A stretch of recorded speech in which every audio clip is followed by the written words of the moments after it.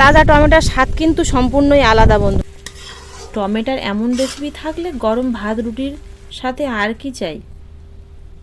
টমেটোর এই রেসিপিটা বানানোর জন্য প্রথমেই গাছ থেকে তাজা কাঁচা টমেটো তুলে নেব।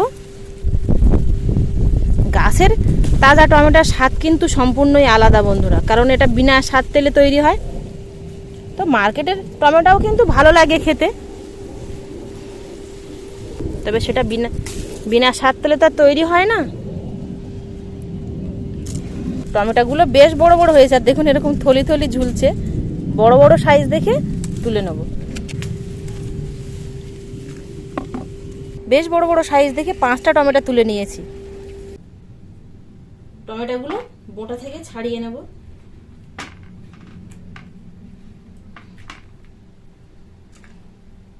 পরিষ্কার জল দিয়ে বেশ ভালো করে 2-3 বার ধুয়ে নিতে হবে।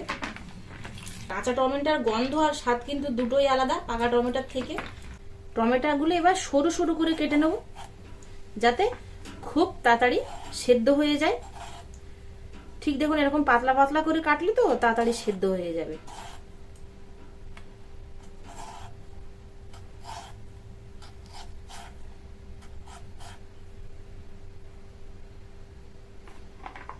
টমেটোগুলো সব কেটে নিয়েছি পাতলা পাতলা করে। হিটার ধরিয়ে কড়া বসিয়ে দিয়েছি। গরম কড়ায় সর্ষের তেল দিয়ে দেবো। সর্ষের তেলেই রান্নাটা করব।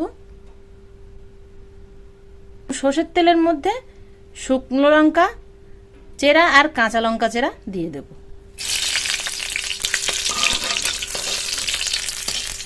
শুকনো লঙ্কার কাঁচা লঙ্কাটা দেখুন খুব সুন্দর ভাজা ভাজা হয়ে গেছে, সুন্দর একটা গন্ধ ছাড়ছে। এবার এর মধ্যে ধুয়ে কেটে রাখা টমেটোগুলো দিয়ে দেবো।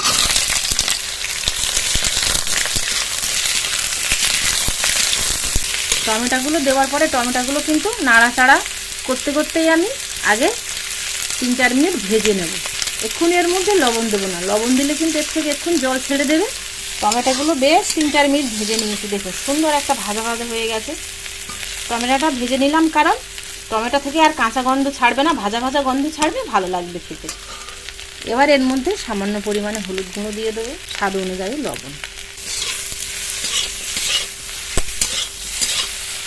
এর মধ্যে অল্প পরিমাণে জল দেবো।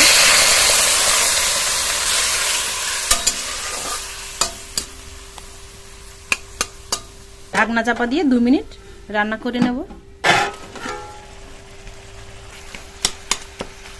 টমেটোটা কিন্তু দেখুন এরকম পুরোপুরি সেদ্ধ হয়ে গেছে। এবার এর মধ্যে আমি 1 চামচ সাদা সর্ষে আর 1 চামচ পোস্ত হালকা করে বেটে নিয়েছি দিয়ে দেবো।